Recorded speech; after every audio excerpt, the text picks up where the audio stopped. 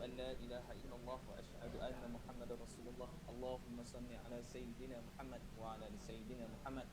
Alhamdulillah, saya ucapkan ribuan terima kasih jutaan terima kasih kepada semua penonton yang ketika ini sudi hadir dalam sesi kuliah awal yang dibawakan khusus daripada Facebook page wakafquran.my.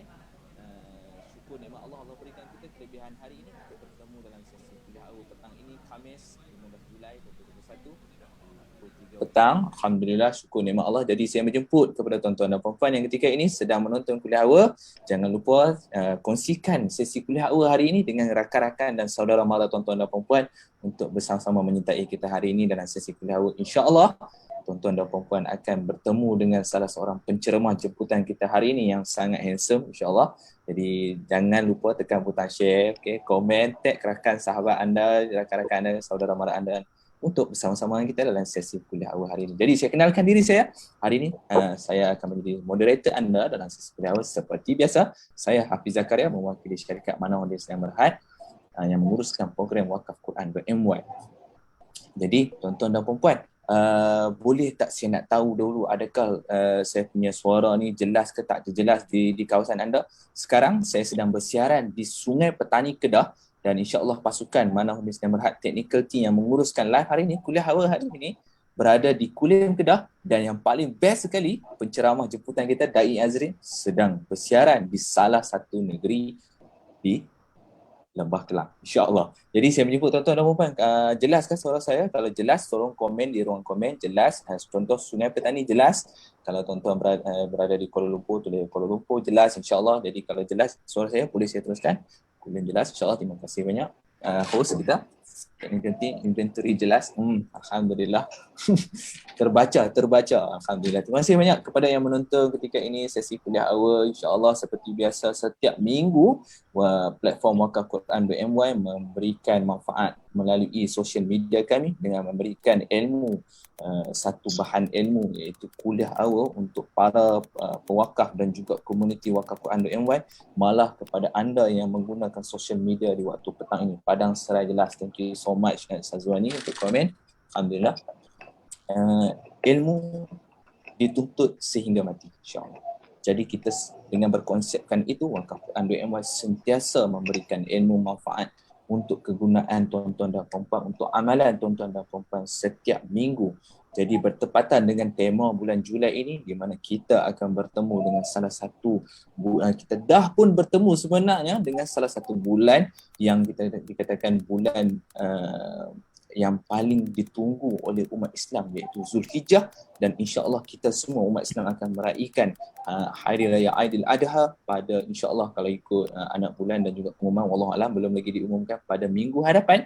Jadi bertepatan dengan tema Zulhijjah itu sendiri tentang pengorbanan. Saya yakin tuan-tuan dan puan-puan telah pun mendapatkan banyak ilmu dan juga manfaat daripada ustaz-ustaz kuliah-kuliah yang lain tentang cerita pengorbanan. Selalunya dalam tempoh kuliah awal ataupun dalam tempoh Zulhijjah ini, kebanyakannya kita akan mendengar tentang cerita pengorbanan Nabi Ibrahim. Wallahu a'lam. Adakah hari ini kita punya penceramah jemputan kita akan menyentuh tentang kisah pengorbanan Nabi Ibrahim itu sendiri. So Nabi Ibrahim dan juga Zulhijjah dan juga pengorbanan adalah tiga buah topik utama yang selalu dibicarakan dalam tempoh bulan Zulhijjah ini, dan insya-Allah tuan-tuan dan puan-puan ada bunyi smart saya. Okay. InsyaAllah nanti teknikal tu tolong bantu untuk kita punya penceramah.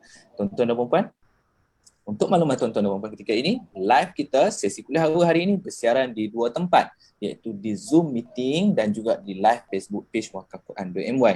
Di dalam Zoom meeting hari ini kita bersama dengan beberapa komuniti Wakaf Quran.my yang telah pun mendaftar dan menyertai kita dalam Zoom meeting. Zoom meeting ini dikhususkan kepada pewakaf-pewakaf Al-Quran yang telah menyertai program kita. Dan di Facebook page kita memberikan sebaran umum kepada komuniti wakaf Quran. InsyaAllah. Jadi saya yakin tuan-tuan dan puan-puan di waktu Khamis ini telah pun bersedia dari sudut jiwa, raga, minda tuan-tuan dan puan-puan untuk mendengar ilmu sekali lagi minggu ini dalam kuliah awal. Jadi saya mengharapkan tuan-tuan dan puan-puan bersedia dengan 3 perkara. Yang pertama sekali, tuan-tuan dan puan-puan bersedia dengan air masak. So maklumlah pukul 3 petang ni kan. Saya bersiaran di Sungai Tani, jadi dia akan cakap Kedah sikit tu. InsyaAllah dia akan ada gabungan Kedah dan bahasa baku sikit. So insyaAllah tuan-tuan dan puan-puan boleh faham sikit lah. Di waktu pukul 3 petang ni, lepas makan tengah hari kan, mungkin dah makan pedas ke apa, so dia akan, mata ni dia akan rasa macam layu, nak tidur tu. Jadi saya mengharapkan tuan-tuan dan puan-puan bersedia petang ini dalam sesi kuliah awal, bawa bersama air masak untuk kita minum, supaya tuan-tuan dan puan-puan kekal fokus dan aktif. Yang kedua, tuan-tuan dan puan-puan, hari ini saya mengharapkan tuan-tuan dan puan-puan bersedia dengan pen dan kertas untuk menulis semula apa yang akan dikongsikan oleh penceramah. InsyaAllah. Jadi ilmu ni, kalau kita dah dengar dengan telinga, kita dah tengok dengan mata, kita tambah triplekan lagi maklumat kita dengan menulis. Dengan menulis akan menyebabkan kita menambah lagi kapasiti ilmu yang diterima, insyaAllah. Lepas menulis, amal dan kongsi. Itulah yang lebih penting. Alright.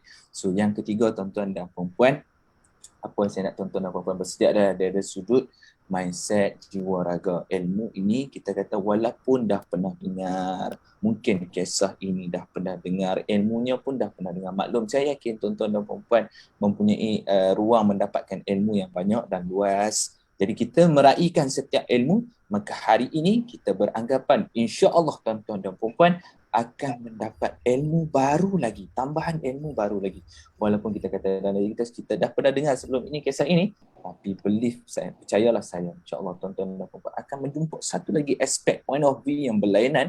Mungkin dia berkisah yang sama tetapi point of view yang berlainan. Maka hari ini ambil ruang, ambil masa bersama dengan keluarga yang berada di rumah dalam tempoh musim PKP hari ini, untuk terus kekal berada di rumah dan menambah ilmu dalam diri anda sendiri. Jadi insyaAllah tuan dan puan akan mendapat ilmu yang baru hari ini dalam sesi kuliah awal bersama dengan penceramah jemputan kita hari ini, insyaAllah. Saya tak kenalkan lagi penceramah jemputan kita. Untuk maklumat tuan-tuan dan puan, saya akan overview dulu apakah itu program Wakaf Quran.my.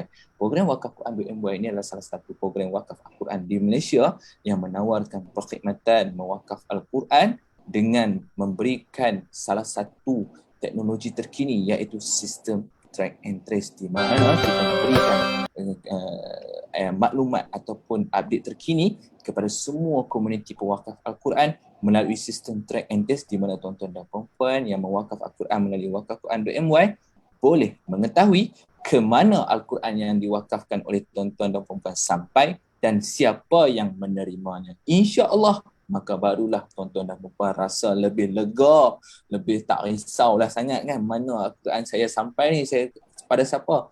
Jadi dengan sistem Wakaf Quran.my, iaitu sistem track and trace, kita akan memberikan maklumat itu secara real time proses, which is kita akan beri tempoh dalam tempoh seminggu selepas kita buat edaran, tuan-tuan dan puan akan mendapat maklumat ke mana Al-Quran itu sampai, insyaAllah. Jadi sehingga hari ini Wakaf Al-Quran telah pun beroperasi di Malaysia ini, membantu rakyat Malaysia mewakaf Al-Quran dengan lebih baik, dengan lebih telus dan lebih dipercayai daripada tahun 2018 lagi sehingga hari ini. Dan untuk makluman tuan-tuan dan puan-puan, Wakaf Quran.my telah pun membantu mengedarkan Quran wakaf melebihi daripada 60,000 naskah sehingga saat ini. Dan insya-Allah pada tahun 2021, Wakaf Quran.my telah pun menetapkan kita cuba mensasarkan 100,000 naskah Al-Quran untuk diedarkan. Jadi insya-Allah selepas ini saya akan maklum kepada tuan-tuan dan puan ke mana wakaf Al-Quran yang terkini diedarkan. InsyaAllah saya akan update sebentar lagi. Jadi sebelum kita meneruskan kepada sesi memberi laluan kepada penceramah jemputan kita hari ini, insyaAllah saya menjemput tuan-tuan dan puan yang berada di live Facebook page Wakaf Quran.my. Tekan butang share tu, share dengan kawan-kawan. So petang Khamis ni kita duk scroll Facebook. Kalau kita tidak tahu apa yang kita buat di Facebook, di social media, apa kata kita ambil ruang hari ini membuat satu amalan bermanfaat, iaitu tekan butang share kuliah awal, satu platform ilmu, perkongsian ilmu di waktu petang untuk dikongsikan dengan kawan-kawan di social media. Jadi tekan butang share ataupun tag kawan-kawan di ruang komen. Jadi terima kasih banyak-banyak. Saya ucapkan terima kasih banyak kepada mereka yang menonton live Wakaf Quran.my dan juga mereka yang ketika ini berada di Zoom meeting bersama-sama kita di kuliah awal Wakaf Quran.my. Jadi, tanpa membuang masa lagi, saya nak beritahu kepada tuan-tuan dan puan, hari ini penceramah jemputan kita seorang yang sangat popular, insya-Allah. Kalau siapa yang selalu duk tengok TV boleh perasan, bukan boleh perasan, boleh kenal. Kalau tengok boleh kenal. InsyaAllah hari ini kita akan bersama dengan Dai Azrin, seorang penceramah dan juga merupakan moderator host untuk rancangan Tanyalah Ustaz di TV9. Betul? Dai Azrin, apa khabar Ustaz? Assalamualaikum. Allah. Sihat Ustaz? Waalaikumsalam warahmatullahi. Ya, dengar Alhamdulillah clear, Ustaz. alhamdulillah. Clear. InsyaAllah Dai Azrin pun sudah tidak sabar-sabar lagi untuk berkongsikan dengan kita hari ini sebuah tajuk yang sangat-sangat baik, iaitu kekayaan bermakna manisnya pengorbanan. Manis ni dirasa. Kita kena rasa. Kalau kita makan benda manis, kita akan rasa manis tu. So hari ni kita nak rasa manisnya tu pengorbanan. Kalau kita nak tahu macam mana rupa rasa dia pengorbanan tu, manisnya tu, insya-Allah hari ni manis. Orang Kedah kata manis. Dia M-A-N-I-H, bukan S. Orang Kedah dia ubah sikit, dia jadi H, manis. So insya-Allah tuan-tuan dan puan-puan akan mendengar bagaimana memiliki rasa manisnya hasil pengorbanan tuan-tuan puan-puan dengan melihat dari sudut point of view kekayaan yang dimiliki hari ini.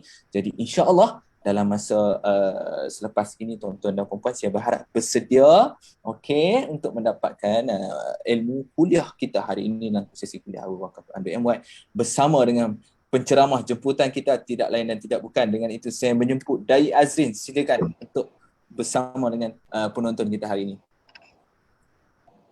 A'udzubillahi minasyaitonirrajim. Bismillahirrahmanirrahim. Assalamualaikum warahmatullahi wabarakatuh. Alhamdulillahirabbil alamin wa bihi nasta'in ala umuri dunya waddin. Asyhadu an la ilaha illallah wa asyhadu anna Muhammadan abduhu wa rasuluh. Allahumma salli ala sayyidina Muhammad wa ala alihi wa sahbihi ajma'in.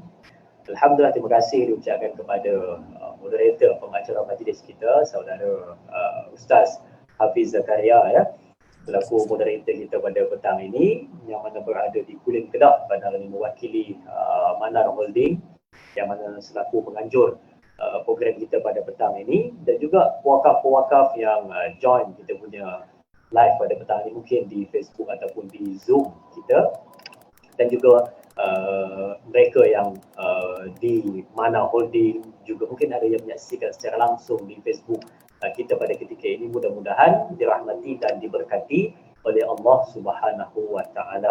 Dan alhamdulillah, bahang, bila sebut tentang bahang sambutan hari raya Aidiladha sudah pun terasa.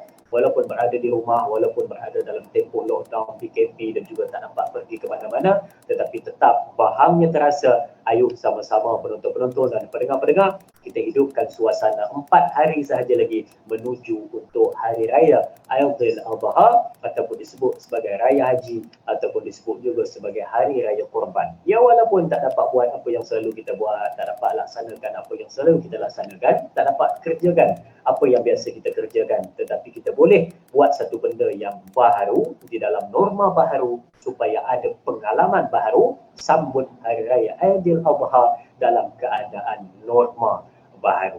Jadi sedang menonton, semoga berbahagia dan selalu dalam keadaan jagaan dan juga redha daripada Allah Subhanahu wa taala. Petang yang berbahagia ini, satu benda pengorbanan sudah pun nampak daripada anda semua berkenaan dengan pengorbanan masa dan tenaga. Waktu rehat dikorbankan seketika, waktu masa lapang dikorbankan seketika, waktu tenaga juga untuk berehat dikorbankan seketika untuk datang ambil dalam ini majlis ilmu, duduk 1 jam lebih mendengar perkongsian berkenaan dengan kekayaan bermakna manisnya pengorbanan. Saya pun orang utara juga, saya pun cakap utara juga sebab saya berasal daripada bahagian Serai, Perak, lahir di kampung Teras Ijuk selama Perak dan duduk menetap lama di bahagian Serai Perak, Barik Gunta. Lepas tu dah masuk Bandar Baru, dah masuk Libung Tebal, dia dah sampai belah-belah utara di situ. Nak pergi ke Kulim tu taklah jauh mana kan, tapi boleh kita bercakap utara pada petang ini. Jadi tajuk kita kekayaan bermakna manisnya pengorbanan, tetapi bila dialih di dalam bahasa utara boleh menjadi kekayaan bermakna manisnya pengorbanan. Okey, kita nak lihat di mana manisnya jika kata moderator tadi makanan kalau dimakan terasa manisnya di bahagian lidah. Tetapi bila mana kekayaan itu terasa manisnya pengorbanan, di mana terasanya ia bukan rasa di lidah tetapi ia dapat dirasa di dalam hati. Kerana itu bila mana kita merasa sesuatu perkara ada dua tempat, bila mana kita berfikir sesuatu perkara juga ada dua tempat. Yang pertama bila merasa di lidah dan yang kedua bila merasa di dalam hati. Yang kedua, bila memikirkan sesuatu kepada dunia, memikirkan pada otak, tetapi bila mana memikirkan tentang akhirat, dia bermain di dalam hati. Oleh kerana itu, segumpal darah bernama hati, ia adalah satu anggota yang bila mana ia baik, maka baik keseluruhan, dan bila mana ia buruk, maka buruklah keseluruhan. Jadi, pada petang yang sangat hebat ini, sebenarnya apa yang tuan-tuan nak dengar berkenaan dengan kekayaan bermakna manisnya pengorbanan. Jadi, hal ini saya nak ceritakan kepada anda semua supaya catat, ambil nota penting untuk disebarkan, dimanfaatkan dalam kehidupan supaya kita faham tang mana manisnya pengorbanan tersebut. Sebab ada orang nampak bila kata tentang pengorbanan memang satu benda yang perit, memang satu benda yang tidak disukai. Tapi bila mana disebut dalam tajuk ni kekayaan manisnya pengorbanan, kita pun fikir tang mana manisnya, tang mana seronoknya, tang mana hebatnya, tang mana yang nampak daripada sudut manisnya tersebut. Jadi pada petang ni kita nak bagi tahu, kita nak bagi anda semua rasa, kita nak sampaikan kepada penonton-penonton, nak dapatkan di mana kemanisan tersebut. Baik, sebelum itu kita nak lihatlah bila sebut tentang pengorbanan ni, kalau tak cerita berkenaan dengan Nabi Ibrahim AS, ala-ala kita nak sambut Hari Raya Korban, Hari Raya Haji Aidil-Adha, tak lengkap bila mana kita tak ingatkan balik kepada kita berkenaan dengan bagaimana peristiwa Nabi Allah Ibrahim AS. Macam moderator kata tadi, biasa cerita ni kita dah biasa dengar, kita pun dah tahu macam mana cerita dia A to Z, tetapi kita nak dengar lagi sekali sebagai tambahan peringatan kepada kita. Sebab tu nama dia peringatan. Peringatan ni benda yang kita dah tahu tetapi disebut semula, itu nama dia peringatan. Tetapi kalau benda yang kita tak tahu, itu baru kali pertama disebut, dia bukan peringatan, itu adalah pemberitahuan. Tapi kalau peringatan, benda yang kita dah tahu, kita sebut semula untuk memperingati. Macam contohlah, abang-abang, kakak-kakak ada dalam ni kan, mak ayah kita suruh kita pergi ke kedai beli barang ke apa ke, kawan kita kirim barang ke apa ke, dia dah bagi tahu pada kita pagi tadi. Nanti kalau Han nak pergi kedai tengah hari nanti, Han tolong belikan aku bla bla bla, Han tolong belikan aku benda ni, tolong belikan aku benda ni. Itu pemberitahuan. Okey? Tapi bila mana kita nak keluar daripada rumah, dia ingatkan kita, peringatan. Dia beritahu apa? Han jangan lupa beli apa aku kirim tadi. 1, 2, 3 aku kirim, jangan lupa beli. Itu namanya peringatan. Benda yang dah tahu, diingatkan semula, itu namanya peringatan. Petang ni kita berada di dalam majlis tazkirah, majlis peringatan untuk kita yang mudah lupa. Nama pun insan, nama pun nasia, mereka yang selalu lupa. Baik. Bila mana cerita tentang satu Nabi yang menduduki ranking kedua di bawah Nabi Muhammad SAW, istimewanya Nabi Allah Ibrahim AS menduduki ranking yang kedua di bawah baginda Nabi SAW. Dan bila disebut tentang cerita Nabi Ibrahim AS, ada 3 benda yang paling kita ingat tentang Nabi Ibrahim. Yang pertama, benda yang kita ingat tentang Nabi Ibrahim adalah ketika mana Nabi Ibrahim memecahkan berhala yang dibuat oleh bapanya, dan ada pula orang lagi satu riwayat menyebutkan dibuat oleh pakciknya. Ada yang mengatakan Azar itu adalah ayahnya, ada yang mengatakan Azar itu adalah pakciknya. Tapi hakikatnya ceritanya yang memang disepakati adalah dia memecahkan berhala tersebut ketika mana penduduk-penduduk di situ pergi meraihkan perayaan. Dia tinggal seorang lalu dipecahkan semua berhala itu, dan saya pendekkan cerita, ditangkap Nabi Allah Ibrahim AS lalu dilempar ke dalam api. Maka pada ketika itulah kulna ya narukuni bardan wa salaman ala Ibrahim. Okey, ketika itulah api berubah menjadi sejuk, tidak membakar Nabi Allah Ibrahim AS. Akhirnya Namrud yang kecewa, masuk seekor nyamuk di dalam kepala. Akhirnya dia bangga dengan kehebatan, mati di dalam kehinaan hanya dengan seekor nyamuk yang masuk ke dalam kepala, dihentuk kepala sehingga dia akhirnya kecundang jua. Baik, okey, itu yang pertama. Yang kedua kita ingat tentang Nabi Allah Ibrahim AS ini adalah bila mana Nabi Ibrahim tunggu setelah kahwin dengan Sayyidatina Sarah ataupun Siti Sarah. Kahwin, tak dapat anak.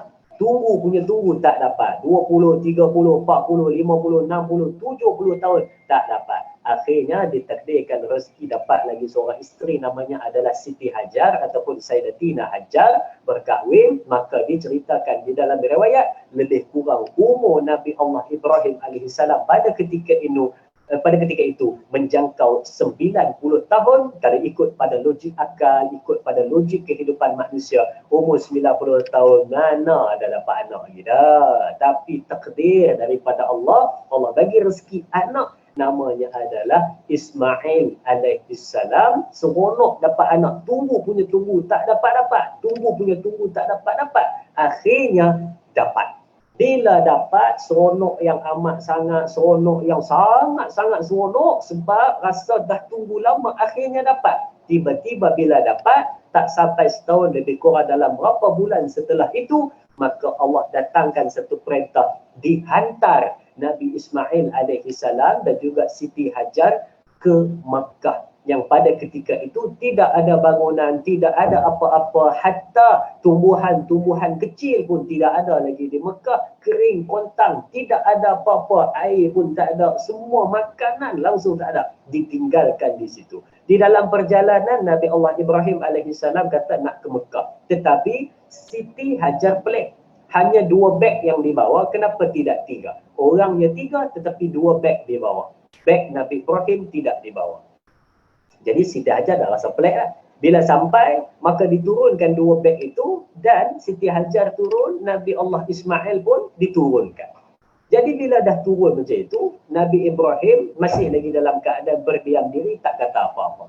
Bila macam itu, tiba-tiba Sayyidatina Siti Hajar tanya kepada Nabi Ibrahim. Dalam bahasa kita lah, dalam bahasa utara lebih kurang macam ni lah bunyi dia. Bang, awak abang tak turun sekali. Awak beg ni bawa 2 saja. Awak abang tak turun sekali. Adakah kami saja yang tinggal di sini abang pergi balik? Nabi Ibrahim diam tak kata apa. Dan ditanya pula oleh Siti Hajar. Bang, adakah kami ditinggal di sini 2 beranak ni adalah perintah daripada Allah Subhanahu Wa Taala? Nabi Ibrahim diam. Lalu Nabi Ibrahim angguk. Dia kata betul, ini perintah daripada Allah. Lalu isteri dia kata, Siti Hajar kata, abang tak usah risau. Kalau ini perintah daripada Allah Subhanahu Wa Taala, abang jangan risau, don't worry. Siti Hajar kata, jangan risau. Sebab apa jangan risau? Allah yang perintahkan, nescaya Allah takkan susahkan kami, nescaya Allah akan jaga kami. Jangan risau. Daripada situlah peristiwa ditinggalkan di Mekah itu, tercetusnya satu peristiwa yang disebut sebagai perjalanan di antara Safa dan Marwah.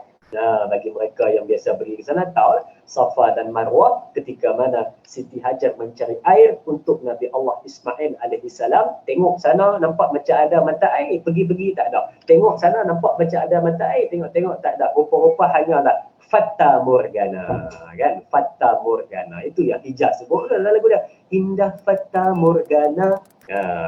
Betul apa sambungan dia? Nanti moderator boleh sambung lah. Saya bagi yang depan je. Nanti moderator sambung. Sebab dia kata apa aku pula.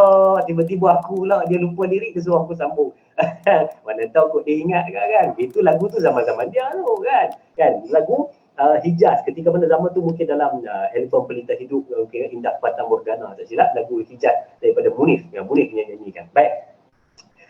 Dia hanya nampak Fata Morgana saja, tak nampak pun. Nampak macam ada air, tengok-tengok tak ada. Pergi tak ada. Akhirnya disebut sebagai peristiwa Safa dan Marwah daripada Siti Hajar yang membawa Nabi Allah Ismail alaihissalam. Dan setelah dipendekkan cerita ni, habis saja peristiwa ketika mana meninggalkan Nabi Allah Ismail dan Siti Hajar di Mekah. Bila dah duduk sekali pula, tiba-tiba ini arafil manam, sesungguhnya tadi aku mimpi. Mimpi apa? Untuk sembelih pula ketika mana Nabi Ismail dah meningkat remaja, didatangkan dalam mimpi. Nabi Ismail tanya, Nabi Ismail kata, Fanzur mazatara, apa yang kamu nampak dalam mimpi tu wahai ayah? Nabi Ibrahim kata, aku disuruh sembelih kamu wahai Ismail. Jadi macam mana ni, nak kena buat ke tidak? Nabi Ismail mengikut bagaimana kuatnya, hebatnya ibunya Siti Hajar. Nabi Ismail kata, tak apa, bila mana Allah perintahkan, mesti ada hikmah di sebalik dia. Kita lakukan sahaja, turut saja perintah Allah, tetapi kita kena tahu, mestilah kita ini akan tergolong dan mudah-mudahan kita tergolong dalam golongan orang-orang yang sabar. Tiga peristiwa ni memang kita akan ingat sampai bila-bila. Sejak dari itulah tercetusnya ibadah korban ketika mana hari raya Aidul Adha dan bermulanya masuk bulan Zulhijjah, kita dah teringat kepada ibadah korban. Sangat hebat, sangat cantik, sangat istimewa. Permulaannya daripada satu Nabi yang istimewa, namanya adalah Ibrahim alaihissalam, diikuti oleh Nabi Ismail alaihissalam. Sangat cantik dan istimewa. Jadi bila mana disebut macam itu, ya, jadi bila mana disebut macam itu, patutlah kita kena tahu sebenarnya ada benda yang penting kita kena belajar daripada Nabi Allah Ibrahim dan juga Ismail tentang bagaimana pengorbanan yang mungkin manusia biasa tidak mampu lakukan, tetapi bagi dia golongan Nabi dan Rasul itu ujiannya. Tetapi pada kita, macam mana ujian supaya kita ini diuji untuk berkorban apa yang kita ada, tak kisah banyak walau sedikit, tak hebat tak kisah hebat ataupun tidak, tak kisah macam mana sekalipun apa yang kita korbankan, tetapi Allah nak lihat ada tak sesuatu yang kamu korbankan di jalan Allah Subhanahu wa taala untuk dapatkan ganjaran yang lebih hebat di akhirat sana. Jadi tuan moderator, kalau saya dah sampai 20 ataupun 25 minit, nanti tolong bagi tahu kat saya. Saya terlupa nak set time tadi, saya pun tak tahu dah berapa minit saya sebut. Sebab nanti lepas 25 minit, kita akan ada iklan 1 minit dan kita akan sambung kembali. Jadi daripada itu, nanti tolong ingatkan saya, lebih kurang dalam 5 minit lagi kot, insyaAllah, lebih kurang dalam 5 minit lagi. Okey, baik. Balik kepada tadi. Berkenaan dengan mesti ada sesuatu yang Allah nak tunjukkan kepada kita supaya kita faham bagaimana yang dimaksudkan pengorbanan itu ada kemanisannya. Baik, kita lihat di sini. Satu persatu kita rungkai, kita tengok, kita kaji. Baik. Yang pertama, bila mana kita kena faham setiap daripada kehidupan kita ini, tak kisahlah dia itu baik ke jahat ke, soleh ke tidak ke, muslim ke, hatta dia bukan muslim sekalipun, Allah dah tulis baginya rezeki pada dia. Oleh kerana itulah bila mana kita rujuk di dalam satu hadis daripada Ibnu Mas'ud yang mana Nabi SAW menyatakan kepada kita bahawa setiap daripada anak Adam ini bila ditiupkan saja roh ke dalam jasad dia, maka telah dicatat kepadanya 4 perkara. Yang pertama tentang rezekinya, yang kedua tentang amalannya, yang ketiga tentang pengakhirannya, dan yang keempat bagaimana kehidupannya telah dicatat kepada dia. Jadi bila mana telah dicatat kepada dia, dah diberikan rezeki kepada dia ni, banyak ke sedikit ke telah diberikan. Tetapi kita kena faham, daripada orang yang mendapat nikmat rezeki daripada Allah Subhanahu wa taala, semua akan dapat. Tetapi nak tengok siapakah yang terbaik di antara penerima rezeki ini adalah mereka yang Allah sebut wa qalilun min ibadiyash syakur. Mereka yang tergolong dalam orang yang sedikit. Siapa orang yang sedikit tu? Adalah mereka yang syukur kepada Allah Subhanahu wa taala. Okey, itu satu. Mereka yang syukur kepada Allah. Jadi bila dikatakan pula, bagaimana nak kita ni masuk dalam golongan yang sedikit? Macam mana kita nak masuk dalam golongan mereka yang bersyukur kepada Allah? Jadi bila mana Allah dah beri kepada kita nikmat di dalam bentuk pinjaman, maka ambillah nikmat tersebut untuk digunakan sebaiknya. Ambil peluang join ibadah korban hasil daripada rezeki setahun Allah bagi pada kita, takkan tak boleh ambil 1 ekor kambing, takkan tak boleh ambil 1 bahagian lembu. Kan? Kalau kita kata, oh nak ambil seekor tak mampu berapa ribu banyak, tapi kita kata ambil 1 bahagian. Ambil 1 bahagian. Kalau di Malaysia ni lebih kurang berapa ribu? 6. Bukan 6,000. Berapa 1 bahagian? 600, 700, 800. Cuba tuan-tuan tengok. Kalau 600, 700, 800 dibahagi dengan 365 hari. Maknanya berapa saja 1 hari kita kena simpan? Berapa 1 bulan kita kena simpan? Takkan kita tak boleh buat? Ambil peluang.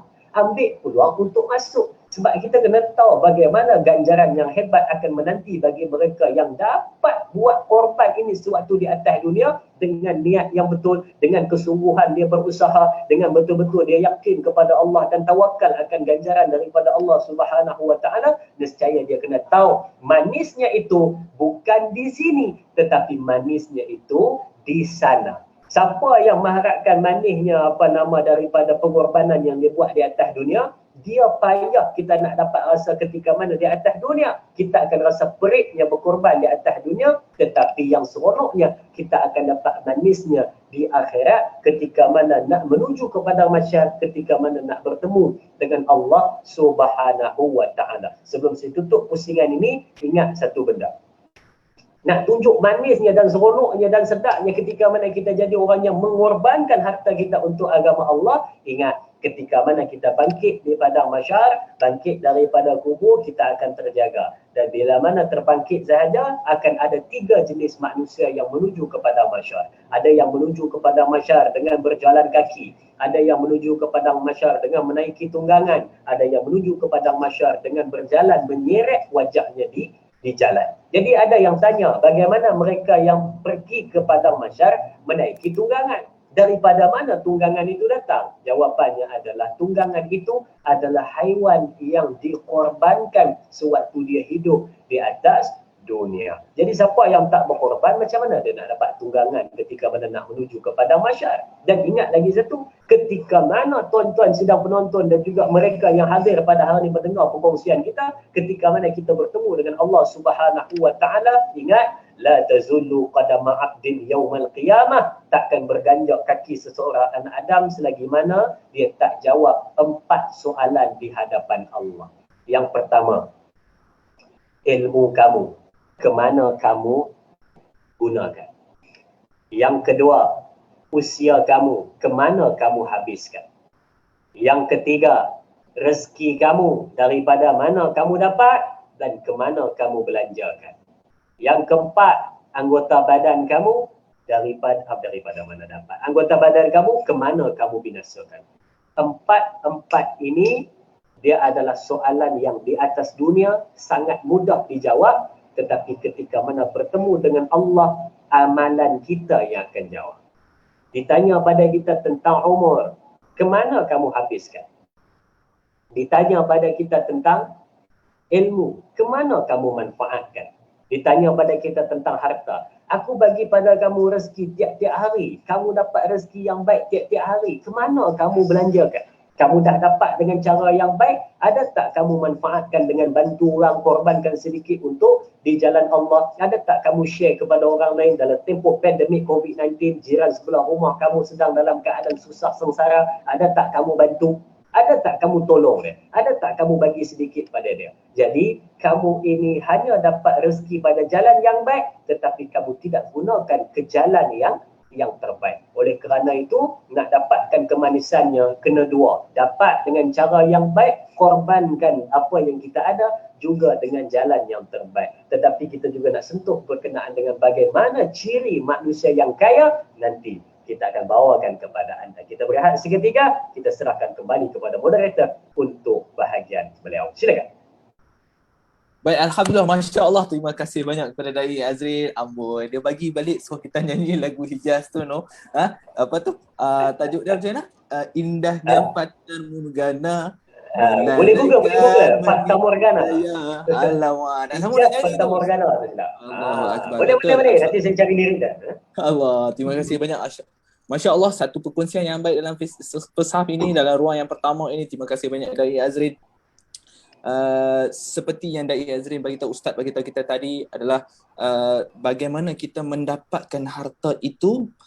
Pastikan kita mendapatkan harta itu dengan baik dan kita mengorbankan kembali harta itu ke jalan yang baik, insya-Allah. Itulah yang kita cuba dapat dan amalkan sepanjang hidup kita ini. Dan seperti mana yang Dai Azrin bagi tahu kita tadi, di akhirat, di padang mahsyar kelak, kita akan menaiki tunggangan kita hasil daripada pengorbanan kita semasa di dunia ini. Dan saya menyeru kepada tuan-tuan dan puan-puan yang ketika ini sedang menonton di live Facebook page dan juga di Zoom meeting kita, ambil ruang sepanjang hayat kita di atas muka bumi, selagi mana kita masih lagi berjawa, Allah izinkan memiliki harta benda, Allah izinkan kita menikmati dunia ini, ambillah sekurang-kurangnya, kita buatlah sekali ibadah korban kita atas nama kita sendiri, InsyaAllah moga-moga ia menjadi tunggangan kita kelak di akhirat, kelak di padang mahsyar bertemu Allah. Jadi alhamdulillah, terima kasih sekali lagi kepada Da'i Azrin. InsyaAllah kita akan bersambung selepas ini mengikut apa yang disampaikan oleh Ustaz, adalah kita akan mendengar pula bagaimanakah ciri-ciri orang yang kaya tersebut, insyaAllah. Tapi kalau tengok tadi Ustaz Da'i Azrin sebut maneh tadi, memang maneh sungguh lah gaya. Tengok muka pun maneh, Masya Allah. Alhamdulillah. Jadi saya yakin tuan-tuan dan puan-puan ketika ini yang sedang menonton pun tak sabar-sabar, tapi insyaAllah kita akan meneruskan selepas ni.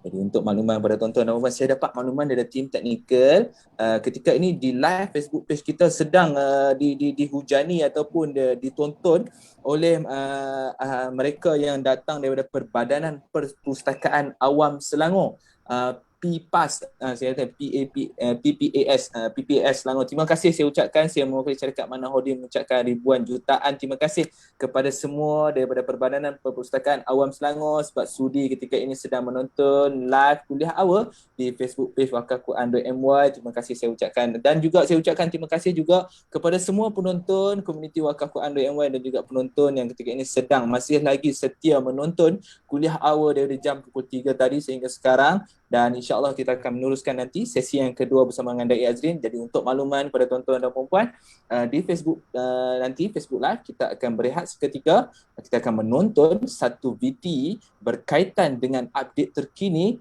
program Wakaf Quran.my. Jadi insyaAllah saya beri ruang kepada tim teknikal untuk memainkan video di Facebook page, dan di Zoom meeting saya akan update. Jadi silakan di Facebook Live untuk menonton video daripada program Wakaf Quran.my. Assalamualaikum warahmatullahi wabarakatuh, tuan-tuan dan puan-puan. Seperti biasa hari ini saya nak bawa tuan-tuan dan puan-puan untuk tinjau dalam kita punya inventory kita yang kita menguruskan ataupun kita memproses Al-Quran wakaf, tuan-tuan dan puan-puan. Jadi silakan, insya-Allah. Ini kita punya inventory yang kita menyimpan Al-Quran wakaf dan kita menguruskan di dalam ini. Setiap Al-Quran yang kita nak edarkan, kita kena pastikan yang pertama diuruskan dengan baik, yang kedua dicop nama pewakaf dan diupdate dalam sistem, dan yang ketiga dia akan dimasukkan di dalam kotak, dan kotak itu harus mempunyai kod supaya kita dapat trace kotak itu sampai ke sekolah mana. Jadi mari kita tengok. Ini adalah Al-Quran yang tersedia, yang belum diproses, dan di dalam kotak ni adalah Al-Quran yang sudah pun diproses. Ni kita punya ahli pasukan kita yang sedang menyiapkan Al-Quran. Jadi ini sahaja yang saya nak kongsikan pada hari ini bersama dengan tuan-tuan dan puan-puan. Mudah-mudahan doakanlah supaya kami dapat menjalankan amanah ini dengan sebaik mungkin, dan kita dapat membantu, ini yang paling penting sekali, kita dapat membantu masyarakat, pelajar-pelajar di luar sana yang kurang berkemampuan untuk mendapatkan Al-Quran baru dan sempurna, insya-Allah. Jadi bantulah kami, bersama-samalah untuk kita mengimarahkan ataupun memartabatkan pendidikan Al-Quran ini, insya-Allah. Sekian, jazakumullahu khair.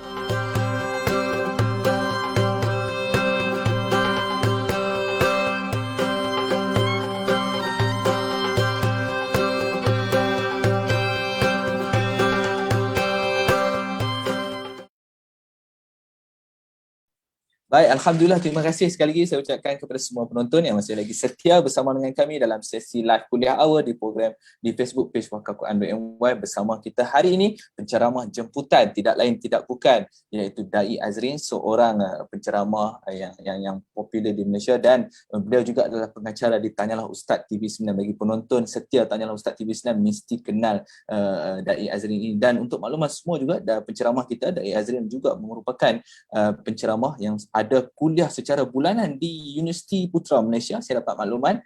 Jadi insya-Allah pada mereka yang ingin menonton kuliah Da'i Azrin selepas ini, boleh terus ke Facebook beliau, Da'i Azrin, boleh type Da'i AZRIN, insya-Allah. Like kot, boleh add friend, rasanya macam dah penuh tu, saya pun dah add friend. Tak tahulah bila boleh approve, Allahu Akbar. Jadi untuk mereka yang nak menonton lagi kuliah bersama dengan Da'i Azrin, boleh mencari beliau di social media Facebook Da'i Azrin. Jadi saya update sedikit tentang program Wakaf Quran.my. Untuk makluman semua di Facebook page Wakaf Quran.my dan juga di Zoom meeting. InsyaAllah dalam bulan Julai ini mengikut jadual yang dikeluarkan oleh pihak pengurusan Wakaf Quran.my, kita akan mengeluarkan lebih kurang 8,500 naskah Al-Quran untuk diedarkan di bawah program Pasca COVID-19, di mana kalau ikut lokasi iaitu di Johor, Negeri Sembilan, Melaka, Perak dan Pulau Pinang, kita akan menghantar Al-Quran ini, mengedarkan Al-Quran ini kepada pusat-pusat kuarantin COVID-19, di mana kita akan memberikan naskah Al-Quran ini untuk kegunaan pesakit-pesakit COVID yang ketika ini di kuarantin. Pesakit ini yang di mana mereka mungkin kita akan mengikut pengurusan pihak penerima, mereka akan berikan mereka kepada Al-Quran. Al-Quran ini, Quran Wakaf ini akan diedarkan kepada mereka pesakit-pesakit yang masih lagi boleh mampu untuk membaca Al-Quran lah, bukan pada tahap 5 lah. Saya dapat makluman ada juga yang saya tak tahu di Kuala Lumpur, di Selangor, mengikut video-video yang sekarang tersebar di sosial media. Masya Allah, sangat menggerunkan.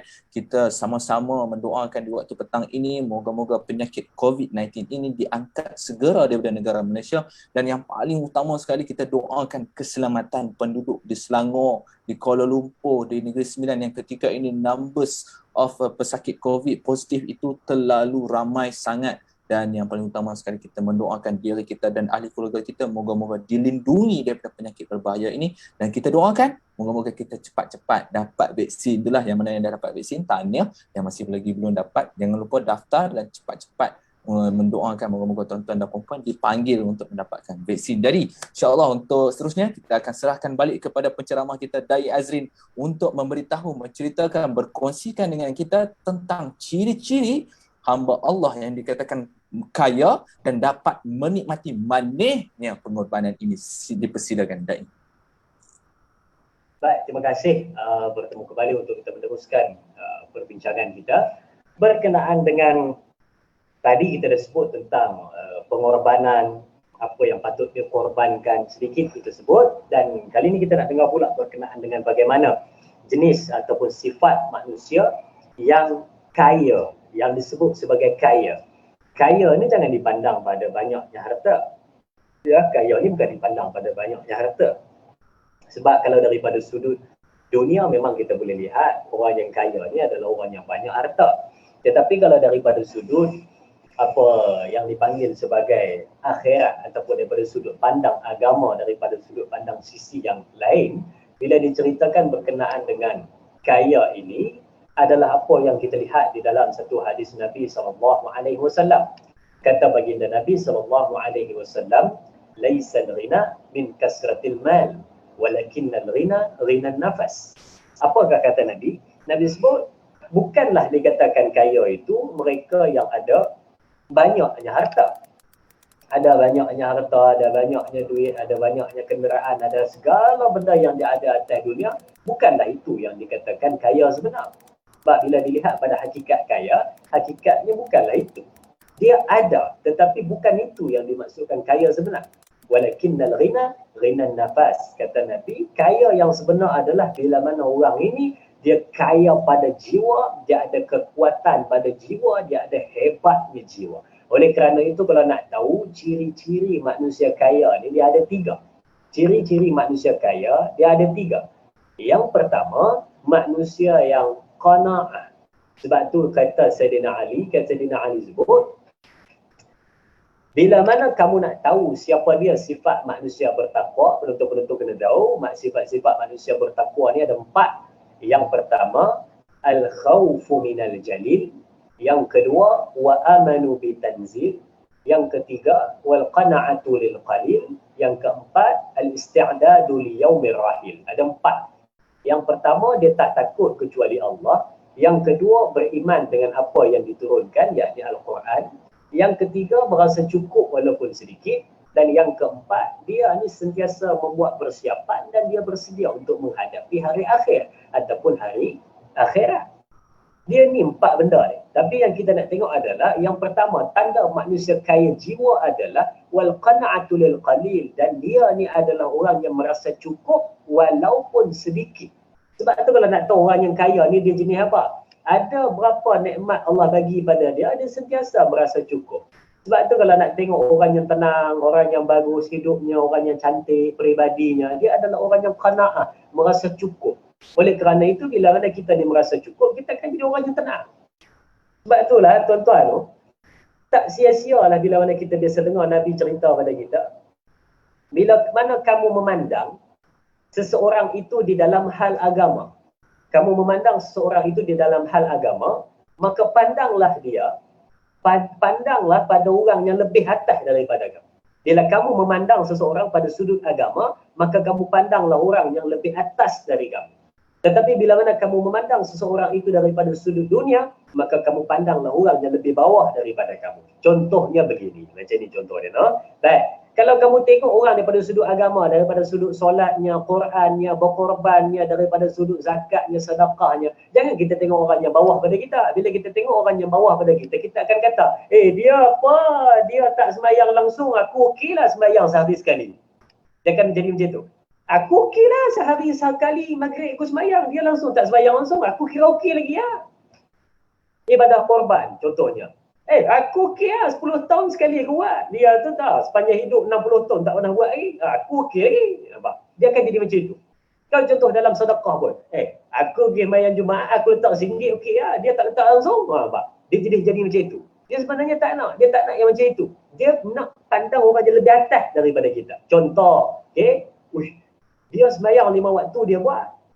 Lepas tu tambah pula solat sunat. Aku sembahyang 5 waktu je. Solat sunat aku tak buat. Aku kena ikut dia buat solat sunat. Dia akan jadi lebih bermotivasi. Yang tu yang Islam anjur pada kita. Dan bila mana dalam sudut pandang dunia, tengok orang yang lebih bawah daripada kamu. Sebab apa? Sebab nak mendatangkan syukur dan ingat akan rezeki. Bila dalam sudut dunia, kita tengok orang yang lebih atas daripada kita, kita akan sentiasa rasa tak cukup, rasa tak bersyukur. Bila tengok, dia okey lah, tengok rumah dia besar, aku rumah kecil, patutlah dia hidup selesa. Ada rumah besar, boleh lah. Dia gaji tinggi, boleh lah. Aku tak ada gaji, dia boleh lah. Nampak? Dia akan jadi macam tu. Tapi bila mana orang ini, dia pandang pada orang yang di bawah dia, aku walaupun rumah kecil, okey lagi, kawan tu tak ada rumah. Lagi kesian nak tidur mana? Aku okey lah, kecil-kecil pun ada rumah. Dia akan jadi syukur. Aku walaupun tak ada gaji tetap, tapi bulan-bulan tetap ada. Ni tengok orang yang tak ada langsung pendapatan macam mana. Dia bila pandang pada orang yang lebih bawah daripada dia, maka dia akan menimbulkan rasa syukur. Tapi yang jadi bahaya bila mana tak pernah rasa cukup. Sebab tu tak pernah jadi orang yang kaya pada hati, tak pernah jadi orang yang nampak betul-betul kaya sebab dia tidak pernah merasa cukup, sentiasa nak cari dunia, akhirnya akhirat dia tinggal. Yang seterusnya, tanda orang kaya yang sebenar nombor 2 adalah mereka yang banyak kawan dan banyak sahabat. Ni tanda orang kaya nombor 2, banyak kawan, banyak sahabat. Sebab apa? Alangkah ruginya. Bila disebutkan oleh seorang ulama, dia kata, kamu nak tahu tak di antara perbendaharaan ni senang sebut, bahasa kita senang faham, harta. Kamu tahu tak ada satu harta yang bila mana kamu ada, maka jagalah dia sebaik mungkin. Apa dia? Sahabat yang baik. Sahabat yang baik dia adalah harta yang sangat bernilai. Habis itu keluarga pun harta juga. Tapi kita sebut sini tentang sahabat. Sangat bernilai. Jadi bila mana kamu ada perbenaran ini, maka jagalah dia. Okay? Oleh kerana itu, diri kamu, tak payah orang tanya pada kamu, cukup orang tengok siapa sahabat kamu. Kalau sahabat kamu baik, nescaya kamu baik. Kalau sahabat kamu tidak baik, nescaya juga kamu boleh jadi kamu tidak baik. Oleh kerana itu, orang yang kaya nombor 2 adalah mereka yang banyak kawan dan ramai sahabatnya. Kerana apa? Dia ni akan jadi orang yang kaya bila mana dia kawannya ramai orang yang akan memperbetulkan. Bila mana dia dalam keadaan runsing, ramai yang bantu. Bila mana dia dalam keadaan susah, ramai yang tolong. Dia dalam keadaan memerlukan, ada sahaja bantuan yang sampai. Bila mana ramai kawan, ramai sahabat, nescaya akan sentiasa dimudahkan urusan di dalam hidup dan jaga hubungan. Yang ketiga, apakah tanda manusia kaya? Tanda manusia kaya adalah bila mana dia ini manusia yang senang sahaja hidupnya untuk dapat peluang buat ibadat. Ini juga manusia kaya. Oleh kerana itu, siapakah manusia yang paling kaya di atas muka bumi? Manusia yang paling kaya di atas muka bumi adalah bukan toke gula, bukan orang yang buat di kerasa apa, bukan. Yang paling kaya di atas muka bumi adalah siapa yang boleh bangun sepertiga malam, lalu dia hidupkan malamnya itu, maka dia dapat solat sunat 2 rakaat sebelum subuh. Dialah manusia paling kaya di atas muka bumi, kerana toki gula hanya ada benda yang ada di atas muka bumi. Tetapi orang yang dapat solat sunat 2 rakaat, kata Nabi SAW, dia dapat dunia dan seisinya. Mana lebih kaya? Kalau hang rajin solat 2 rakaat sebelum subuh, hang boleh bangga dengan orang lain kata, ni dunia ni aku punya kenapa? Tapi janganlah buat macam tu pula. Tapi nak tunjuk contoh dia tu. Kaya semua dia. Kalau satu hari dia dapat buat sekali, dia dapat dunia dan seisinya. Kalau esok dia buat lagi, dia dapat 2 dunia dan seisinya. Kalau seumur hidup dia laksanakan, maka macam mana kekayaan dia. Tapi orang tak nampak sebab ganjaran pahala. Dia tak nampak ganjaran dunia, akhirat. Dia tak nampak, sebab tu orang tak nak ambil berlomba-lomba. Patut dia ambil. Rugi yang teramat sangat. Dah dihidangkan pada kamu, nak ataupun tidak aku bagi pada kamu ni. Kita macam, dia betul ni, macam tak betul. Tuan-tuan kenal Bill Gates? Bill Gates suatu hari dia pernah jumpa dengan seorang wartawan. Wartawan dipanggil untuk ditemu ramah. Bill Gates ajar pada kita satu benda, hang kalau orang offer peluang, ambil, jangan banyak tanya. Dia ajar pada kita. Bill Gates dipanggil untuk temu ramah di dalam satu program secara live. Lalu bila mana ditanya pada Bill Gates, wahai Tuan Bill Gates, nak tanya sikit, apakah rahsia kejayaan Tuan? Apakah rahsia kejayaan Tuan? Oi, dia tanya rahsia kejayaan, dah tahu rahsia dia tanya apa. Tapi dia kata, apakah tips kejayaan Tuan? Jadi dia kata, betul nak tahu? Betul nak tahu, kami semua nak tahu. Lalu dia ambil dia punya bag dia keluarkan buku cek, dia bagi sebatang pen, dia kata, kamu buka buku cek tu, kamu tulis, berapa kamu nak, saya sign. Dia kata, berapa kamu nak, kamu tulis, saya sign. Yang pengacara ni pun, tuan saya tanya betul-betul ni, apa tips untuk berjaya macam tuan? Dia kata, tulis dan bagi tahu berapa nak pakai, saya sign, ambil. Dia kata, tuan saya betul-betul tanya ni, tuan jangan buat jenaka, buat gimmick sini, saya tanya betul-betul ni. Dia kata, tulis, saya sign. Dia kata, okey tuan saya macam ni, tuan saya nak tanya rahsia kejayaan. Bukan saya nak duit, dia kata saya tak nak duit. Lepas tu Bill Gates kata, saya ni, kalau nak tahu, inilah rahsia kejayaan saya. Apa kena-kena buku cek dengan rahsia kejayaan? Dia kata, rahsia kejayaan saya adalah, saya akan ambil sahaja apa peluang yang ada di depan mata. Apa offer orang bagi pun, saya akan ambil. Oh iya ke? Oh iyalah. Saya dah bagi tahu kepada kamu, wahai tuan pengacara, kamu baru saja melepaskan peluang untuk jadi seorang jutawan. Dia kata, baru 5 saat yang lepas, kamu dah lepaskan peluang untuk jadi seorang jutawan. Saya dah kata pada kamu, nak berapa? Tulis, saya sign, ambil. Tapi dia kata, kamu baru melepaskan peluang 5 saat yang lepas untuk menjadi seorang jutawan. Alangkah ruginya kamu. Kalau kamu nak tahu, itulah rahsia kejayaan saya. Saya takkan lepaskan apa-apa saja peluang yang datang di depan mata. Kalau kita ambil daripada sudut pandang agama kita, kita tahu banyak Allah tawarkan kepada kita, ganjaran. Tapi berapa ramai yang diambil, berapa ramai yang macam, hebat ganjaran ni, tapi tak ambil pun. Power ganjaran, tak ambil pun. Ni petang ni kita dengar, siapa yang menghidupkan solat sunat 2 rakaat sebelum subuh, dapat dunia dan seisinya. Banyak. Tapi berapa ramai yang buat? Kita hanya dengar, tapi kita tak buat. Tetapi bila mana orang lain buat, kita kata, hebat, tapi kita tidak pernah buat. Lalu kita mula tidak rasa yakin. Kita pun kata, berkorban ni mengurangkan duit je lah. Tapi orang kata pada kita, korban, Allah akan ampunkan dosa kamu, Allah akan bagikan nikmat pada kamu, Allah akan bagikan ketenangan pada jiwa, Allah akan tambahkan rezeki pada kamu. Banyak ganjaran, tapi tak korban juga. Ada nikmat banyak, tak bantu orang juga. Ada nikmat sedikit, hulurkan setakat mana yang mampu. Kalau tak mampu untuk menghulurkan bantuan daripada sudut keuangan, maka berilah apa yang tak mampu, termasuklah kamu doakan semoga ada orang datang untuk membantu dia. Ustaz, saya tahu ni Ustaz, saya dah plan, saya nak daftar satu bahagian untuk korban. Bagus, silakan. Jadi saya ni dah plan, tiba-tiba waktu nak bayar tu saya dengar jiran sebelah rumah saya susah. Saya dah dengar dia susah, saya hulur lah pada dia 2-3 hotel. Jadi saya tak mampu nak korban pada tahun ni. Ruginya saya. Abang, kakak, nak tahu tak? Abang walaupun tak korban, tak daftar nama, tapi pahala tu dah dapat tak kurang walaupun sedikit. Iya ke? Iya. Kenapa? Sebab abang dah betul-betul niat, dah usaha kumpul duit yang masuk nama, tiba-tiba ada benda yang menghalang, Allah tahu dia ni betul-betul nak, dia ni betul-betul azam nak buat, tetapi dia tak mampu kerana dia membantu orang lain, maka tak apalah. Korban tahun depan boleh buat, tetapi membantu orang yang lebih memerlukan, maka disilakan, pahala untuk kamu tetap sama walaupun kamu tak buat, asalkan kamu yakin dan niat kamu sangat-sangat baik dan bersyukur apa nama nikmat yang Allah bagi kepada kamu, tetap dapat. Subhanallah, punya kayanya Allah nak bagi pada kita, tapi kita tak nak. Sebab itu yang kedua, yang ketiga, bagaimana kita nak tengok orang yang kaya, betul-betul kaya adalah mereka yang mudah melakukan ibadat. Peluang nak buat ibadat senang saja. Orang lain nak semayang maghrib awal waktu tak dapat, kita dapat. Orang lain nak semayang awal waktu semua susah, kita senang. Orang lain nak solat duha payah, kita senang. Orang nak baca Quran tak dapat peluang, kita dapat. Senang saja. Sebab tu peluang untuk dapat buat ibadat tu adalah salah satu tanda kita ni merupakan orang yang kaya pada sisi Allah Subhanahu wa ta'ala. Baik, kita balik kepada tadi. Untuk kita jelaskan dengan lebih terperinci berkenaan dengan bagaimana yang dikatakan kekayaan adalah satu benda yang nampak kepada manisnya pengorbanan itu. Okey, kekayaan yang macam mana? Saya dah bagi tahu tadi, kekayaan pada jiwa. Dan manisnya pengorbanan dia tak akan dapat dirasa di atas dunia, tetapi dia akan rasa di akhirat sana ketika mana kita bertemu dengan Rabbul Jalil, ketika mana bertemu dengan Allah Azza wa Jalla.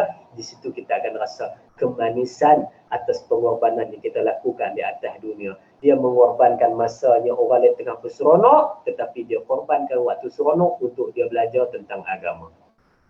Orang lain seronok tidur malam, dia korbankan waktu tidur dia bangun hidupkan malam.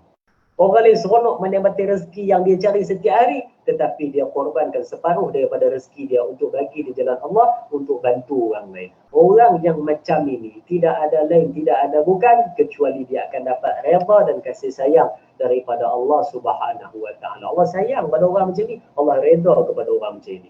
Oleh kerana itulah disebut di dalam satu hadis Nabi SAW, ada 4 perkara yang bila mana kita buat, kita akan dapat syurga Allah Subhanahu wa ta'ala. Dan 4 perkara ini dia memerlukan satu pengorbanan dan juga usaha yang sangat tinggi. Kalau tuan-tuan nak tahu, sila dengar baik-baik. Okey.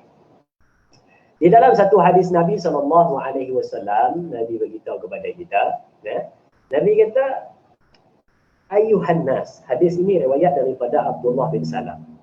Ayuhan nas, afshus salam wa at'imut ta'am wasilul arham wasallu bil lail wan nasu niyam tadkhulu jannata bisalam.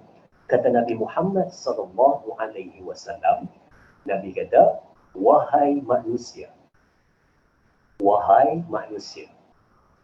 sebarkan salam, berilah orang makan, sambunglah silaturahim, dan solatlah malam tatkala orang lain sedang seronok tidur.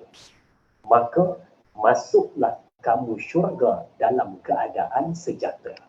Nabi beritahu kepada kita 4. Jadi 4 benda ni dia nampak kecil. Tapi kalau orang kata benda ni kecil, takkan ganjarannya syurga. Maknanya benda ni besar. Dan 4 benda ni, dia adalah pengorbanan yang sangat besar dan susah untuk dibuat. Yang kita nampak pengorbanan cuma 2, tetapi 2 lagi kita tak nampak, tapi saya akan beritahu. Baik. Yang pertama, sebarkan salam. Di mana pengorbanannya? Sebarkan salam ini, dia bukan nampak 100% pengorbanan, tapi dia nampak 100%-nya adalah bagaimana kita berusaha nak sambung dan hubungkan baik hubungan kita dengan orang lain. Sebab kata Nabi, ketika mana kamu sebarkan salam, maka dia akan menghubungkan kasih sayang di antara kamu.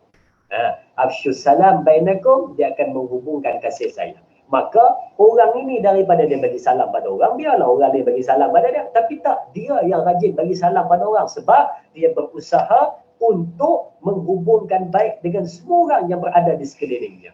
Usaha yang dia buat.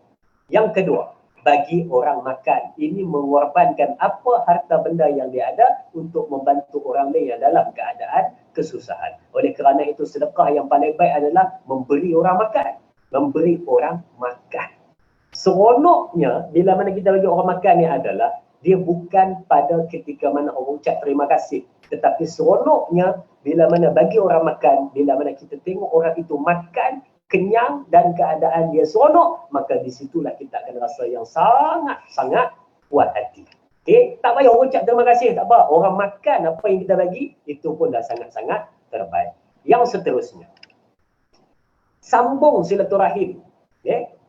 Sambung silaturahim. Sambung silaturahim, apa pengorbanannya? Pengorbanannya adalah kita tengah marah, kita tengah stres, kita tengah tension, tiba-tiba kita boleh korbankan segala kemarahan, korbankan apa rasa di dalam hati untuk menghubungkan baik balik ketika mana kita bergaduh dengan sesiapa. Dan yang keempat itu, dia korbankan masyarakat, dia korbankan waktu tidur untuk beribadah di malam hari menghadap Allah Subhanahu wa Ta'ala. Itu juga disebut sebagai pengorbanan yang sangat hebat. Oleh kerana itu, Nabi kata, bila mana mereka ini berkorban seumpama itu, usaha yang macam itu, maka tadkhulu jannata bisalam, masuklah kamu syurga dalam keadaan sejahtera. Oleh kerana itu, kita jangan nampak berkorban ini hanya satu benda yang biasa-biasa, hanya satu benda yang macam alah susahnya nak buat. Memang susah, sebab syurga adalah tempat yang paling hebat, tempat yang sangat diimpikan oleh sesiapa pun. Jadi cuba fikir, nak masuk satu tempat yang sangat istimewa, takkan dia punya caranya sangat mudah, kecuali dengan benda-benda yang sedikit menyusahkan, sedikit mengalirkan air mata, sedikit membuatkan kita rasa stres, sedikit membuatkan kita rasa penat, letih dan sebagainya, tetapi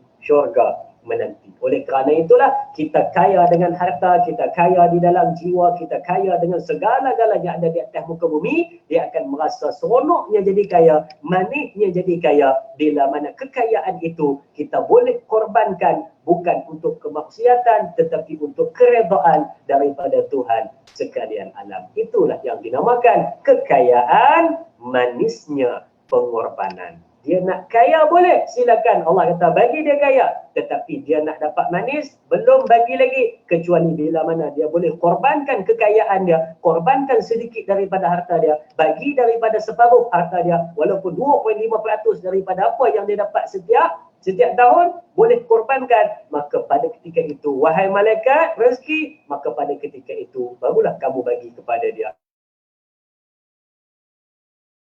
harta yang dia ada. Jadi kalau hanya kaya, tak nak berkorban, jangan impikan untuk dapat manisnya. Tetapi bila mana tak berapa kaya pun, sanggup berkorban, manisnya ada sampai pada kita. Jadi saya serahkan kembali kepada pengacara kita. Silakan. Alhamdulillah, Masya Allah. Terima kasih banyak kepada Da'i Azrin untuk perkongsian sesi yang kedua tadi tentang kekayaan manisnya, sebuah bermakna manisnya pengorbanan itu. Dan saya tertarik dengan cerita Bill Gates tadi yang memberi peluang kepada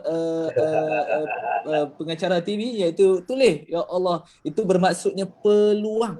Peluang yang disebut oleh Da'i Azrin itu betul. Saya sangat menjentik hati saya tentang peluang. Yes, peluang tidak akan datang berkali-kali. Peluang apa untuk kita dalam tempoh ini adalah tentang peluang untuk mencipta pengorbanan, untuk membuat pengorbanan kita. Seperti yang kita sedia maklum, Zulhijjah ini mungkin dalam seumur hidup kita, berapa kali kita jumpa bulan Zulhijjah, berapa kali kita jumpa hari raya Aidil Adha untuk kita melakukan ibadah korban, kita kira sendirilah ikut umur kita. Betul? Jadi kita nak ambil peluang tu. Adakah peluang kita itu, adakah ini adalah peluang terakhir kita? Wallahu'alam. Moga-moga kita dapat lalui Zulhijjah kali ini dengan membuat, merebut peluang ibadah korban, dan Allah temukan kita balik di waktu hadapan, di tahun hadapan pengorbanan untuk bertemu dengan Zulhijjah balik, insya-Allah. Saya doakan wallahualam, jadi ambillah peluang kali ini di dalam bulan ini yang akan kita bertemu. Allah panjangkan umur kita, Allah beri kita kenikmatan rezeki yang melimpah ruah sehingga saat ini. Ambillah peluang ini untuk membuat pengorbanan tuan-tuan dan puan-puan, insya-Allah. Terima kasih banyak kepada Da'i Azrin. Saya dapat makluman daripada tim teknikal kita, ada satu soalan daripada Puan Fatimah Malik. Jadi dia tanya, dia tanya, Assalamualaikum Ustaz, soalan saya, jika seseorang yang melakukan pengorbanan untuk membahayakan orang lain, tetapi pengorbanan itu dibalas dengan penindasan yang menyebabkan kita rasa kecil hati, marah, sedih, adakah pada masa itu pengorbanan itu masih menjadikan pahala atau menjadi sia-sia? Itu soalan dia Ustaz. No? Silakan Tip untuk menjawab. Baik, terima kasih kepada Puan Fatimah Malik yang bertanya soalan. Dia kata dia dah berkorban untuk membahagiakan seseorang itu tapi dibalas dengan satu benda yang menyebabkan dia rasa sedih. Maka pada ketika itu adakah pengorbanan itu masih berharga ataupun tidak, masih jadi kebaikan ataupun tidak? Jawapannya tetap. Sebab itu bila mana kita berkorban untuk sesuatu perkara ataupun sesuatu untuk seseorang, bila mana tidak dibalas dengan seumpama mana yang kita nak, maka dengan sedih kerana ganjaran daripada Allah lebih besar. Walaupun jawapannya nampak macam klise, tapi itulah jawapannya.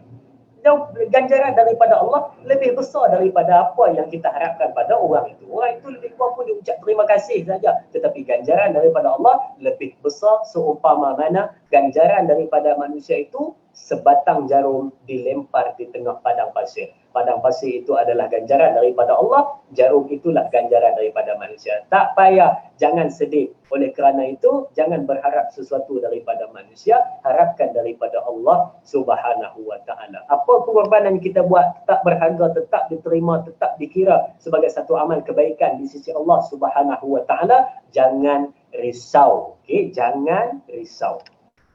Cintakan bunga akan layu, cintakan manusia akan mati. Tetapi cintakan Allah, dia adalah kekal abadi. Kalau kita berkorban untuk satu benda yang kita sayang di atas dunia, dia akan pergi juga nanti. Dia akan rosak, dia akan hancur. Kalau kita berkorban untuk manusia, mungkin kadang-kadang akan dibalas dengan satu benda yang tidak sepatutnya dan manusia itu akan mati. Tapi kalau kita berkorban untuk Allah, kita niatkan kepada Allah Subhanahu wa Ta'ala, kalaupun orang tu tak ucap terima kasih, walaupun harta benda kita telah pun hilang, tetapi kita tetap ingat Allah tidak akan hilang, tetap berada bersama dengan kita. Kita pegang benda itu, insya-Allah apa pun jadi pada kita, kita tetap jadi orang yang tenang, relax, cool, santai dan menjadi orang yang senyum walaupun dalam keadaan berduka.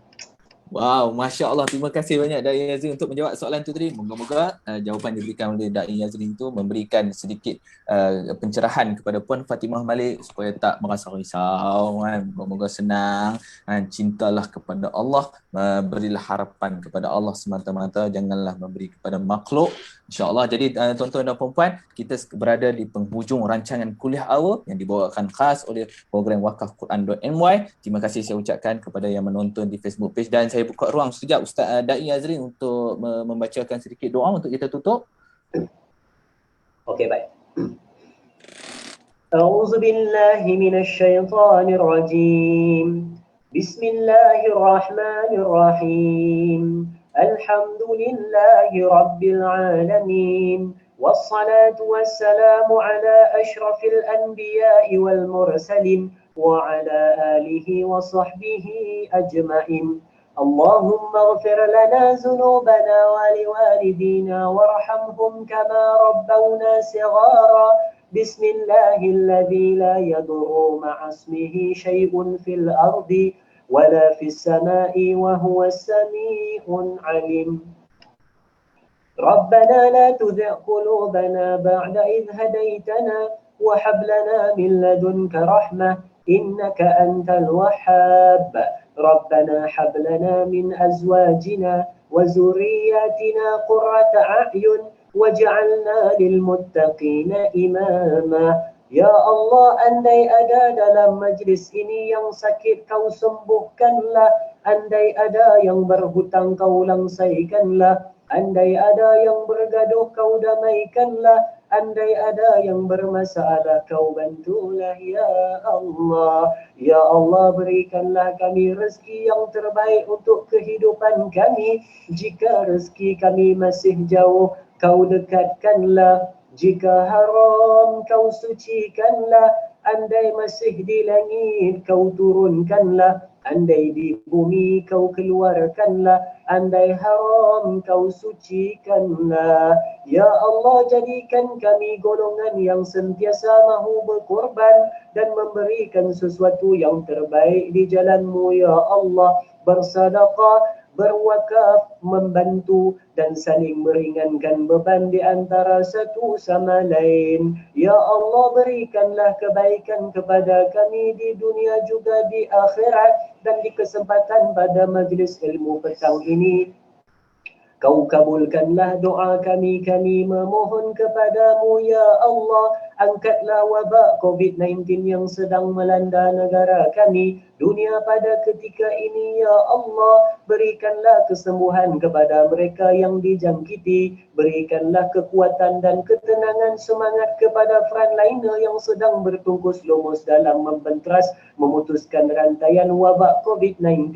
Ya Allah, ampunkan dosa kami, andai dosa kami penyebab segala ini berlaku ya Allah. Jentiklah hati kami, peringatkan kepada kami apa yang kami lakukan supaya kami dapat perbetulkan kembali. Dapatlah kami kehidupan yang baik, sejahtera, aman, damai seperti sedia kala. Ya Allah, bantulah Manar Holding supaya terus istiqamah dalam menyebarkan kebaikan, khususnya dalam program wakaf Quran yang sedang dijalankan.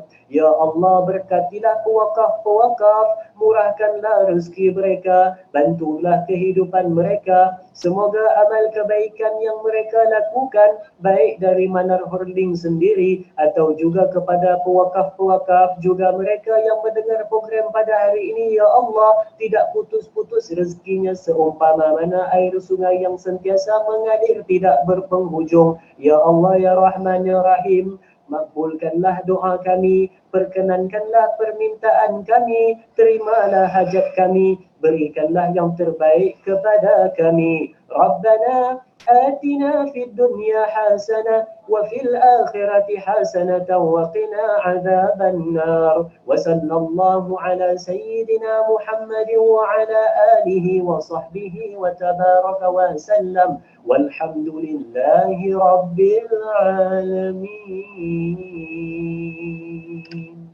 Amin, amin ya rabbal alamin. Alhamdulillah, terima kasih banyak Dai Azrin untuk bersama dengan kami dalam sesi kuliah awal. Syukur doa yang sangat-sangat baik dan saya rasa kita sudah sampai ke penghujung rancangan. Saya yang mewakili syarikat Manar Holding Sdn Bhd mengucapkan jutaan terima kasih kepada penonton-penonton di live Facebook page wakafquran.my dan juga mereka pewakaf-pewakaf yang mendapat ruang bersama-sama dengan Ustaz di dalam Zoom meeting. Jadi sebelum kita tutup nanti, saya mohon kepada para penonton di dalam Zoom meeting buka kamera untuk kita sesi bergambar bersama dengan Dai Azrin. Macam kat Seri Pentas kat penghujung tu nanti kita akan panggil untuk bergambar. Ni kita buat dekat Zoom meeting.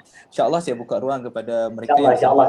untuk kita sesi bergambar. InsyaAllah tim teknikal akan buat snap itu nanti untuk kita kongsikan kepada mereka yang bersama dalam sesi Zoom meeting dan mereka yang bersama kita di Facebook Live wakafquran.my. Terima kasih banyak-banyak saya ucapkan.